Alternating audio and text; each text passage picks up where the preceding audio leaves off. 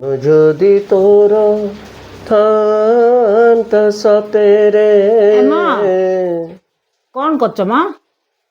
ମୁଁ କି ଭାଙ୍ଗଡା କରୁଛି ମ ପଚାରିଲେ ଗୋଟେ କଥା ବସିଛ ବାଙ୍ଗଡା କରୁଛି କହୁଛ କଣ ଦେଖୁଛ ତ ବସିଛି ବର୍ଷାରେ ଆଉ କଣ କରିବି ବସିଛି ତ ଦେଖୁଛ କଣ କରୁଛ ବୋଲି କାହିଁ ପଚାରୁଛ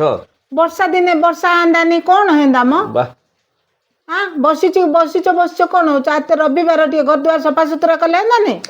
ସେଟା କା ପଏଣ୍ଟ ବୁଝିଲ ନା ସୋମବାର ଠୁ ଶନିବାର ଯାଏ ଖଟିବୁ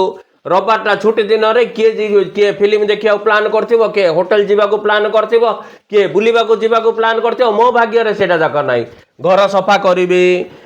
ଫ୍ୟାନ୍ ଯାକ ଇଏ ମାରିବି ସଫା କରିବି ଗାଡ଼ି ଧୋଇବି ବାଳ ତ ନାହିଁ ନହେଲେ ଏଇଟା କାଟିବାକୁ ଯାଇଥାନ୍ତି ପରିବା ଆଣିବାକୁ ମାର୍କେଟ ଯିବି ସେଇଟା ମଧ୍ୟ ଅଧା ଭୁଲି ଯାଇଥିଲେ ଆଉ ଥରେ ଯିବି ରବିବାରଟା ବି ମୋର ଲାଗି କାମର ଦିନ କେତେ କଥା କହୁଛ ମ ବା ଏତେ କଥା କୁହ ନା ମୁଁ ଗୋଟେ କଣ ଗୋଟେ ପଚାରିଛି ତାର ଉତ୍ତର ଦିଅ ମ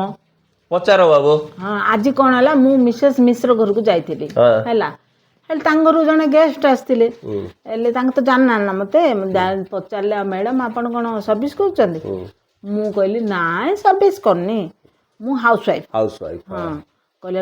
ଓ ତାହେଲେ ଆପଣ ହୋମ ମିନିଷ୍ଟର କହିଲାରୁ ମୁଁ କହିଲି ହସିକି ରହିଗଲି ହୋମ ମିନିଷ୍ଟର ଅର୍ଥ ଜାଣିନି ନା ମୁଁ କଣଟା ସେଇଟା ହଁ ଏମିତି ମୁଣ୍ଡଟା ନାଡ଼ି ଦେଲି ସେଇଟା ହୋମ ମିନିଷ୍ଟର ମାନେ କଣ ମ ହୋମ ମିନିଷ୍ଟର ମାନେ ଗୃହ ମନ୍ତ୍ରୀ ମ କାହିଁକି ବୋଲେ ତମେ ଘରଟା ଯାକ ସମ୍ଭାଳୁଛ ତ ସେଥିଲାଗି ତମେ ହୋମ ମିନିଷ୍ଟର ବୋଲି ସେ କହିଲେ ଓ ହେଲେ ମୁଁ ହୋମ ମିନିଷ୍ଟର ତମେ ପ୍ରାଇମ ମିନିଷ୍ଟର ନାଇଁ ମୁଁ ପ୍ରାଇମ ମିନିଷ୍ଟର ନାଇଁ କି ମୁଁ କୋଉ ମିନିଷ୍ଟର ନାଇଁ କି କିଛି ନାହିଁ ମୁଁ ଘରର ହୋମ ମିନିଷ୍ଟର ବି ତମେ ପ୍ରାଇମ ମିନିଷ୍ଟର ବି ତମେ ସବୁ ତମେ ପୁରା ଗଭର୍ଣ୍ଣମେଣ୍ଟ ଯାକ ତମେ ପୁରା ଗଭର୍ଣ୍ଣମେଣ୍ଟ ଆମେ ଖାଲି ଟିକେ ପ୍ରୋବ୍ଲେମ ଅଛି କଣ ନା ଦେଖ ଆମେ ନିଜ ଇଚ୍ଛାରେ ସ୍ତ୍ରୀ କୁ ଚୁଜ କରିବୁ ବି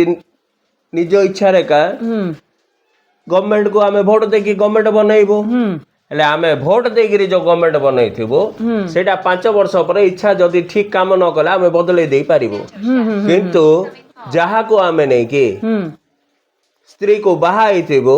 ନିଜ ଇଚ୍ଛାରେ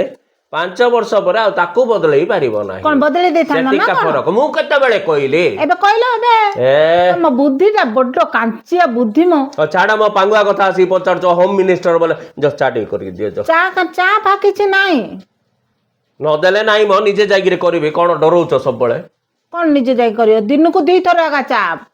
ମୁଁ ଟ୍ରେଜେରୀ ଭିତରେ ଚିନି ରଖିଦେଇଛି ମୁଁ ଜାଣିଛି ତମ ବୁଦ୍ଧିଟା ମୁଁ ନାହିଁ କହିଲେ ଖୋଜି ଖୋଜି ଚା କରିଦବ ବୋଲି ତମେ ଗଡରେଜ ଆଲମିରାରେ ଟ୍ରେଜେରୀ ଭିତରେ ଚିନି ଡବା ରଖିକି ଚାବି ପକେଇଛ କି ପକେଇଦେବି କାଇଁ ପକେଇଦେବିନି ମୁଁ ନାହିଁ କହିଲେ ତମେ କରିକି ଯାଇ ପିଇ ଦଉଛ